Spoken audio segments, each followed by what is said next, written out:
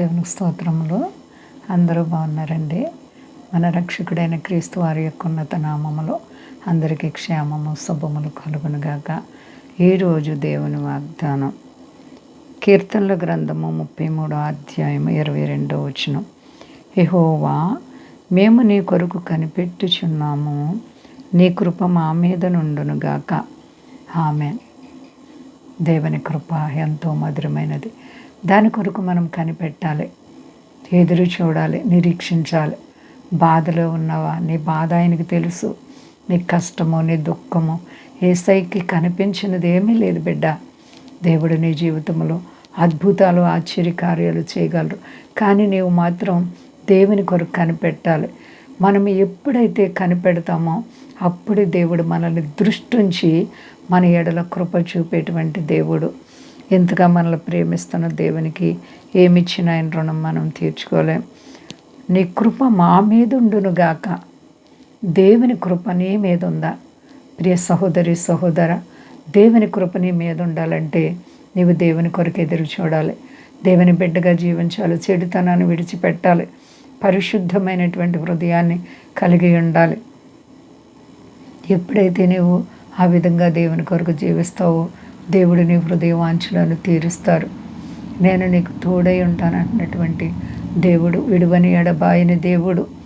యేసయ్య నీ కొరకు ఎంతో ప్రేమ కలిగి నీవు నిత్య నరకంలో నుండి మోక్షానికి వెళ్ళాలని నీ కొరకు రక్తం కార్చి ప్రాణం పెట్టిన దేవుడు. ఏ విషయంలో కూడా విడిచే దేవుడు కాదు. ఏ కష్టం నిన్ను కృంగజేస్తుంది? బిడ్డలు లేరా? ఇల్లు లేదా? బలహీనత, నీవే పరిస్థితుల్లో ఉన్నా దేవుడు నీ పట్ల కృప చూపే దేవుడు. నీవు కనిపెట్టుచున్నావా? యథార్థ హృదయంతో ప్రార్థిస్తున్నావా? ప్రియ సహోదరి సహోదర, నీవెప్పుడైతే దేవునికి దగ్గరగా ఉండి ఎదురు చూస్తూ ఆయన బిడ్డగా జీవిస్తావో నీ కష్టాల నుండి విడిపించి నీ హృదయంలో కోరికలు తీర్చి నిన్ను అంచులంచులుగా హెచ్చించే దేవుడు. మన దేవునికి అంతా సాధ్యం. తన వారిని ఆయన ఎప్పుడు కూడా విడిచే దేవుడు కాదు. శద్రకు మేషకు అబేద్నెగోను వారు ఆ అగ్నిలోకి వెళ్ళిపోవడానికి రాజు మాటను తిరస్కరించారు. మరి ఆ అగ్నిలో విసిరివేయబడినప్పుడు ఎవరు వారిని ఆదరించారు? ఎవరు వారికి దిక్కు? ఎవరు వారికి తోడండి? ఏ సహాయం లేదు, ఏ మానవ సహాయం లేదు. కేవలము దేవుడే వారిని ఆ అగ్ని గుండంలో నుంచి సజీవులుగా బయటకు తెచ్చారు. కాబట్టి ప్రియ సహోదరి, నీ జీవితంలో కూడా వింత కార్యాలు ప్రభు చేయగలరు. భయపడకండి. అంతా క్షేమంగా ఉన్నారండి. ప్రార్థించుకుందాం.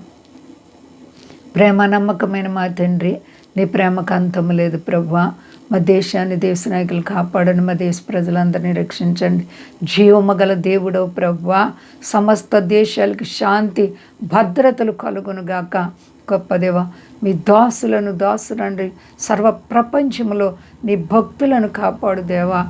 విదేశ స్వదేశాల బిడ్డలను కాపాడండి. రోగులైతే ముట్టి బాగు చెక్కలుండి తీర్చండి ఆయన. యేసయ్యా, నీవు సర్వశక్తి కలిగిన దేవుడు. నేను ఘనపరుస్తున్నాను, మహింపరుస్తున్నాను. నీకు వందనాలు. నీ కృప మాకెప్పటికీ దూరం కాదు. హల్లెలూయా. స్తోత్రమే రక్తమే జయం.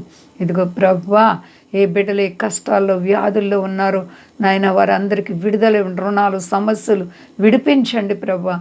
సమస్త దేశాల్ని కాపాడండి. సమస్త ప్రజలను కాపాడండి. ఎక్కడ చూసినా ప్రభువా భయంకరమైనటువంటి వార్తలు వింటున్నాం ప్రభువా. మీరు అక్కడ సూచనలు కనబడుతున్నాయి. అందరికి సిద్ధపాటు ఇచ్చి మహిమ పొంది శక్తి కలిసేనామని అడుగుచున్నాను తండ్రి. అందరికి వందనాలండి. మా కొరకు పరిచయ కొరకు అందరూ ప్రార్థించండి. ప్రభువారు మిమ్మల్ని, మీ బిడ్డలు, మీ కుటుంబాలను దీవించి ఆశీర్వదించునుగాక. ఆమేన్.